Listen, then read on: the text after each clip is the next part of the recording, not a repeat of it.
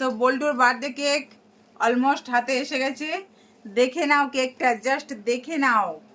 বল্টু বানি ওই ইউটিউব থেকে পছন্দ করে অর্ডার করেছিল, এবার এক দিদিভাই থেকে বানিয়ে নিয়েছি। তো কেকটা কেমন হয়েছে তোমরা অবশ্যই জানিও। আর এখানে বল্টুর নাম লেখা আছে, এই যে এটা বল্টুর নাম লেখা।